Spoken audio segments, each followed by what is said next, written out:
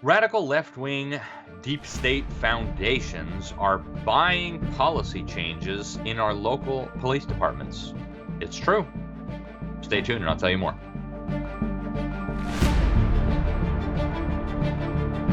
In early 2020, a career criminal named James Jumping Eagle in Rapid City, South Dakota, registered sex offender, had sexually abused a minor, raped a woman. I mean, all kinds of crazy stuff. I've been charged. I've been arrested. I've been actually registered as a sex offender. He was arrested again for being in possession of LSD in South Dakota, specifically in Pennington County. Well, the local law enforcement there had signed a deal with a very shady left wing foundation where they promised, the local authorities here promised they would make sure there was less people in jail, and especially they would make sure that there were less of certain races and ethnicities in jail. And so this career criminal, Mr. Jumping Eagle, was set free and was told to come back at some point. And yeah, turns out he didn't come back. Anyways, they issued a warrant. If he had actually been convicted of these charges, he could have been put behind bars for many years in South Dakota. Instead, he was released, and shortly after that, on February 10th, he actually murdered a woman. 82-year-old Retta McGovern brutally murdered this poor woman. In fact, the details are still sealed, but he has been charged with something that indicates there was something more than just a run-of-the-mill murder, if there is such a thing.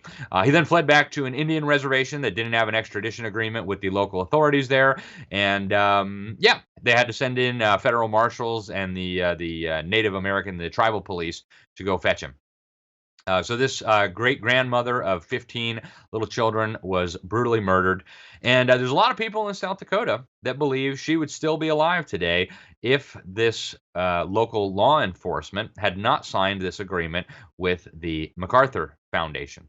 Whether that's true or not, I can't say. I don't know for sure. Would the jail, would the law enforcement have released this sex offender, career criminal, sexual abuser of minors back out onto the street to without any kind of tracking or anything? If it hadn't been for this big amount of money and these strings attached that came from the MacArthur Foundation, I don't know.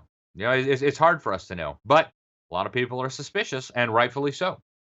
Obviously, this is not just happening in Pennington County. We'll come back to Pennington County, but there are dozens of communities all across America. And actually, just recently, the MacArthur Foundation has been taking down some of them real quick. I wonder why. We started asking questions. Obviously, they did not want to talk to us. They said we have no intention of commenting. But all across America, there are these communities where the law enforcement agencies, the police departments, sheriff's offices, etc., have accepted these huge, huge grants from the MacArthur Foundation. And many of these communities are seeing rising crime levels. As part of taking these grant monies, these local law enforcement agencies and these communities, including, by the way, the judges in these communities, are agreeing that they're going to have less people in their jails and they're going to set more people free, especially if those people are of the right ethnic makeups, if they have the right amount of melanin in their skin, then we won't put them in jail. Now, is it a good idea to have less people in jail? Maybe. I don't know. That's not my place to say what should work in Rapid City or Los Angeles or San Francisco or Philadelphia. I don't live there, right? It's not up to me, right? But why is it up to the MacArthur Foundation? Maybe it is a good idea to have less people in jail. But is it sensible to have these big, disingenuous left-wing foundations coming in and buying policy changes from our local governments without asking us? And of course, it's not just the MacArthur Foundation, right? We've got the George Soros Foundation, the Open Societies Foundation, a whole bunch of these.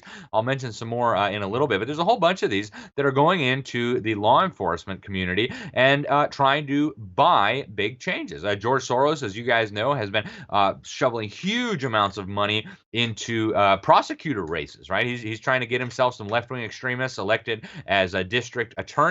He's been very successful so far. So you get these crazy prosecutors, and they want to throw the book at normal people who try to defend their home from marauders. They want to throw the book at just people who want to live their lives and run their businesses. And yet rioters, looters, burn down police departments, no big deal. You're free to go, right? Now, this MacArthur Foundation is in Chicago. It's got ties to some very radical movements, including, incidentally, one of its key officials that's tied to a movement aimed at abolishing police. across America. I'll tell you more about that in a minute as well. So this MacArthur Foundation, one of the biggest foundations in America, one of the most powerful foundations in America, it's got $7 billion in assets, and they're showering these grants. They have been for several years now on law enforcement agencies nationwide. But as you guys probably learned in Economics 101, there is no such thing as a free lunch. They don't just give free money to the police. They don't just give free money to the sheriff. They give free money with strings attached. And those strings include huge policy changes that, again, are outside of any democratic process, outside the reach of voters. And I'm pretty sure there's a lot of communities like Rapid City, South Dakota, where people would say, no, we don't want that. There's a reason we passed these laws. There's a reason why our elected representatives said that you should go to jail for committing these types of crimes, because we don't want these types of criminals roaming our streets, terrorizing our communities. Okay, so we now have a politicization of our law enforcement agencies by private interests. It's happening nationwide. And the foundation, actually, they admit their goals. They've showered more than $250 million, something like that, it seems like, on what they call the Safety and Justice Challenge. But critics of this say that there is nothing safe or just about this. In fact, these agencies, as I mentioned, they promise to reduce the number of criminals behind bars in their communities. And, a couple of things that are worth pointing out here. They point out, and they're correct, that the United States has more people in jail than any other nation on earth. Whether that's appropriate or not, it doesn't sound appropriate to me. I'll be the first to admit. You guys know me. I'm not a big believer in putting people in jail for victimless crimes, right? But these are the laws that have been passed by our elected representatives. And if we want to change them, we have a process for changing them. We call up our elected representatives and we say, hey, we think there's too many people in jail. Why don't we reduce the number of time they have to spend in jail? Why don't we reduce the number of acts that could send you to jail, right? So that's, again, very obvious. Now, it's true, this is also very expensive, right? Having all these people in jail, in prison, costs a lot of money. And it's true that Black Americans and sometimes Latino men are more likely to be incarcerated than Americans of European ancestry. That's true. And it's also true that putting somebody in jail can destroy a family. It can ruin somebody's career, which can lead them into more crime. These things are all true. Okay, I don't have any complaint with the MacArthur Foundation or the other deep state foundations that are pushing this agenda, but again, we have laws in this country. Our state representatives, our state senators go to our state capitals and they pass laws supposedly representing the people. Same thing at the federal level, same thing at the local level, right? There's a reason why we have passed laws getting rapists and murderers and thieves and drug peddlers and gangbangers and other individuals off our streets. So, do we need to put every person who's got marijuana in their pocket into jail? I don't know. Okay, but that's not me. That's not for me to decide. The people of South Dakota decide what they do in South Dakota. The people of Pennsylvania and Philadelphia should decide what's going to happen in Pennsylvania and Philadelphia, not some rogue left-wing foundation with billions of dollars, okay? And, they act like this is a big favor for black people or something, right? Well, why don't we ask black people, okay? The polling data shows that black people are overwhelmingly in favor of having at least the same number, if not more, police in their community. They don't want criminals terrorizing their communities any more than anybody else wants criminals terrorizing their communities, okay? So there's a reason why people have supported these laws, and if we're going to have a discussion about them, that's fine, okay? And if MacArthur wants to fund discussion of these issues, that's fine. But buying yourself these policy changes is very bizarre. So they say that one of their goals is to change the way Americans think about jails. And also they want to drastically reduce the number of people sitting in these jails. They also say that they want to reduce what they say is the overrepresentation of communities of color in the criminal justice system. But all of this, mind you, this whole race argument starts with a false assumption. Their assumption is that the reason that there are more people from communities of color in jail is because of systemic racism and oppression. They don't actually say where they got that idea from. They just say it as if it were a fact.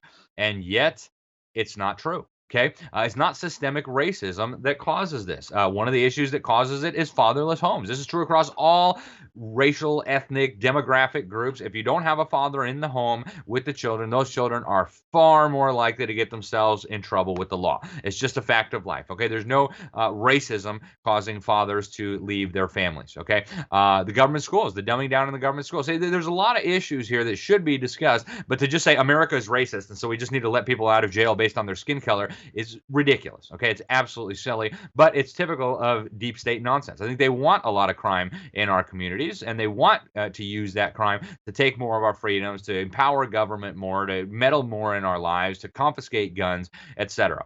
So this ultra liberal deep state foundation is using all of this to inject this racist ideology of theirs, the idea that the reason why certain people are in jail more frequently than others is because of systemic racism. That's racist, okay? And they're using this huge amount of money that they have really seized control of to inject this into our communities and into our law enforcement. It's absolutely ridiculous. So they launched this program more than 5 years ago. They're now funding things in more than 50 jurisdictions across more than 30 states. They've got this huge, what they call communications campaign designed to peddle this silly narrative in the communities that are being targeted. But mind you, they won't talk to journalists. Okay, I wrote a big article about this for the Law Enforcement Intelligence Brief, which goes out to every police chief and sheriff in America. And they didn't want to talk to me about it. I had some questions. I wanted to ask them about what the critics are saying. And, oh, no, sorry, we don't want to comment. Okay, very interesting. The public knows very little about the way these big flows of money are changing policy in their communities. And, there's some really interesting stuff. It depends on how you look at the crime data, but there's some really interesting trends that you notice. Quite a few of the cities where more and more criminals are being released out into the streets are seeing increases in crime that are, way out of line with what other communities are seeing. And this is even despite the fact that people who have looked at these programs and have criticized these programs say that in these communities that are being targeted, they're charging lesser crimes, even when higher charges are probably appropriate. They're ignoring certain crimes to avoid putting people in jail, to avoid boosting the statistics. So even with that in mind, we're still seeing this, right? New Orleans, Louisiana is an interesting case study. It's one of the cities that's one of the jurisdictions that's receiving all this money, and violence there is absolutely exploding. Same thing with Philadelphia, another big recipient of these MacArthur Safety Justice grants. The prosecutor there was backed by billionaire George Soros and his safety and justice grants. They saw 500 murders, 500 homicides last year, the second highest ever recorded and the highest in more than 30 years. Okay, this year is on track to be even worse than last year. Now, is that all because of George Soros and the MacArthur Foundation? Probably not, right? COVID has caused some things, but it's interesting, right, that one of the jurisdictions that's signed up for all this nonsense is seeing record murder rates, right? If you go to the Facebook page for the MacArthur program, though, they say, oh, no, narratives connecting these reforms to rising crime rates are misleading and damaging, okay? They got a bunch of data from the MacArthur Safety and Justice Challenge, and then they use this to try to shore up their narrative. And the whole data thing, that's a concern in and of itself, right? Why is all this data from our communities being sent off to a private foundation's offices in New York and Washington, D.C. and Chicago? Why are they doing that? Right, so let's go back to Rapid City. This jumping eagle who murdered the 82-year-old grandma. It's just the tip of the iceberg when it comes to the communities that have been hit by this MacArthur Foundation's meddling. But we can look at this one and we can kind of get a sense of what's going on nationally. They have pumped millions of dollars into the criminal justice system there in Pennington County, Rapid City, and there were strings attached. They actually, I got a copy of the original grant agreement.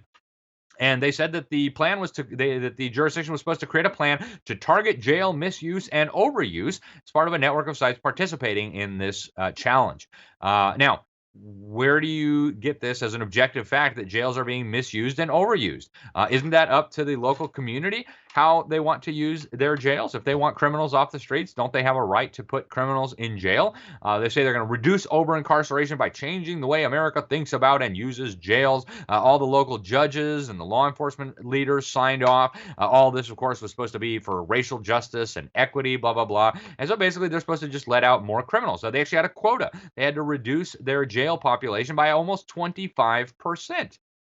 Interesting. Well, already I spoke to a lot of members of the community there, people who are on the front lines of this, and they say they're seeing an explosion in crime. Crime Grade, which rates cities based on how dangerous they are, has downtown Rapid City as an F. the worst possible grade. Rapes, auto thefts, other forms of violent crime are absolutely soaring since this MacArthur meddling began. You've got an increase in crime that is even more pronounced than the U.S. average. And local people have noticed. I actually interviewed some people. They said that a whole bunch of juveniles who normally would go to jail for weapons violations, assaults, and robbery, they're just letting them out. They say that very few of these young offenders are getting consequences. They're going into these community diversion programs brought in with MacArthur Foundation money. And very, very troubling to the people who are involved in this. One of the other things that I heard out of South Dakota, and I actually verified this, the MacArthur Foundation has some very troubling ties to Square One Justice. In fact, the MacArthur Foundation's criminal justice director, Lori Garduke, is actually a senior executive on the executive committee with Square One Justice. The Pennington County Sheriff is now listed as an expert for Square One Justice. And when you do a little bit of digging into Square One Justice, you find out it is very closely tied to Columbia University's abolition democracy movement. And if you go to their website, they'll tell you their goal is to literally abolish police departments nationwide. Is the Deep State Foundation trying to get our police departments abolished? I don't know, but they're certainly doing a good job of buying themselves some big policy changes. And it's a very, very troubling nexus that we have there. Now, in South Dakota, they said, well, the MacArthur Foundation is not a political subdivision, so these meetings are not part of the public record. You don't get to see their communications, et cetera, et cetera. Very interesting, guys. Very, very interesting. Again, I talked to some business people there who are very upset about this increase in crime and things, and they're really upset that this leftist organization is coming into their community and buying up big policy changes that are jeopardizing public safety in their community. One of the guys I talked to, he owns a hotel there, said we've seen a huge rise in vagrancy. Property crime rates have skyrocketed. Violent crime and murders like the brutal killing of Retta McGovern in her own home are now far more common. He says criminals have been emboldened to offend, okay? And he also had something really clever to say that I quoted him. He said, this is not a grant. This is a bribe masquerading as a grant. He said these people at the MacArthur Foundation are basically purchasing government immunity for themselves, as well as massive amounts of data for their so-called research. I also talked to a state senator there, Julie Fry Mueller, who's very upset by this. She said that law enforcement organizations should not be partnering with organizations like this. She's very upset by it, and yet it is happening. She says this has got to stop. Now, if you're not familiar with the MacArthur Foundation, it has been just completely wrapped up in left-wing extremism for many years. In 2017, one of their big grants was for Mayors for Smart on Crime. This is a partisan left-wing garbage project by the Center for American Progress, which, by the way, is also involved in these safety and justice schemes. And if you're familiar with the Center for American Progress, Cap, you know that it's financed by George Soros, the anti-police nut who's funding Black Lives Matter and hates America. It's also founded and run by John Podesta. You guys remember the guy, right? Spirit Cooking. Yeah, that John Podesta. Big wig with Clinton and Obama. So this smart on crime nonsense for the mayors. They brought in super left-wing mayors, actually defund the police mayors, right? Like New York City Mayor Bill the Bolshevik de Blasio was one of the key guys. And so what happened when he went to war with his police department? Well, crime is out of control in New York City. Surprise. Oh my goodness. Can you imagine? Right? This is crazy, guys. It's absolutely crazy, but this is the kind of stuff that this foundation is funding. It gets worse. They've been long peddling the silly narrative that American police are racist and that they're perpetuating white supremacy, blah, blah, blah. They say with this mayor plan that we got to reject outdated tough on crime approaches, right? Tough on crime is racist, apparently, because it has a disproportionate effect on Black and Latino communities. Again, ask Black and Latino people what they think, and they'll tell you, we want police to protect our communities. We want criminals in jail. You're a racist if you say that you're helping Black people by allowing criminals to roam the streets of their communities and everybody's communities. All right, this is absolutely simply crazy, guys. Other debunked talking points that the MacArthur Foundation has been pushing this nonsense about implicit racial bias among our police officers, even though the opposite is true. Just unbelievable the dishonesty that's coming from these foundations, guys. They also funded the Poynter Institute to promote this propaganda disguised as journalism. They're funding a bunch of fake media, fake journalism. And again, they start with the premise that police are racist and jails are being overused. And of course, that is not a fact at all. That is really a stretch, if nothing else. So, guys, this is the kind of thing that they have been doing. Very, very troubling. They've also been funding through their justice schemes, the support for the disgraced International Criminal Court, this kangaroo court ridiculed by legal experts around the world that recognizes none of the God-given constitutionally protected rights that Americans take for granted. And yet this ICC claims the right to prosecute Americans for crimes of things like aggression. Right? Now, the foundation was actually founded by a conservative billionaire, John MacArthur. He didn't want to pay a lot of taxes, and so he created this thing. And yet, shortly after he died, it was taken over by left-wing extremists. And the left-wing extremists know it, right? The deputy editor of the far-left alternative weekly Chicago Reader says there could hardly be a more liberal grant than the MacArthur Fellowship. That's Sam Worley. And it's true. They have funded all kinds of radical left-wing nuts, people like Paul Ehrlich, the neo-Malthusian crackpot, John Holdren, his cohort, who is Obama's science czar. This is the guy who believes we should use a coercive population control. He said we could have forced abortions under the Constitution. He even proposed in his book, Ecoscience, with Paul Ehrlich, that they could start putting sterilizing agents in our food and in our water to stop us from having children. Okay, these are the kinds of nuts that are getting money from these people. Another person that got money from the MacArthur Foundation was unrepentant terrorist Bernadine Dorn, the wife of unrepentant terrorist Bill Ayers, the co-founders of the Weather Underground terrorist group that bombed police departments, murdered police, bombed the funerals of police, bombed the Capitol, bombed the Pentagon, bombed the State Department, worked very closely with the mass murdering communist dictatorship enslaving Cuba. These are the kinds of people that are getting MacArthur money, guys. Just, let that sink in. These are the people who are shoveling money into our police departments to buy policy changes. Is that what we want, guys? I would think not. Now, these foundations, they have a long history of this kind of extremism. The radical leftists are attracted to these like flies are to poop, right? They see a big pool of money, typically earned by conservatives and free market activists, and they come in and they try to seize control of it.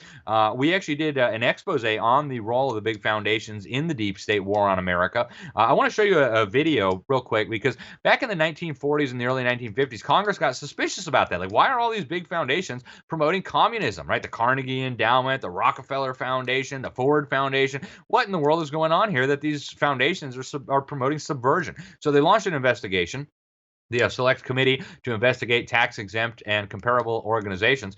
And the lead investigator for this, Norman Dodd, he was actually called into the office of the head of the Ford Foundation. And I want you to listen from Norman Dodd, in his words, what he was told as he started this investigation. So check this out. I said, yes, Mr. Gator, I'd like very much to know. Whereupon he made this statement to me, namely, Mr. Dodd, we here operate on in response to similar directives, the substance of which is that we shall use our grant-making power so to alter life in the United States that it can be comfortably merged with the Soviet Union. All right, there you have it, folks. They want us to be comfortably merged with the Soviet Union, okay? Now, is MacArthur Foundation doing that? I don't know, but a lot of them were, right? We ended up convicting the former head of the Carnegie Endowment, Mr. Alger Hiss, for being a spy for the Soviet Union, okay? He actually went to federal prison for that.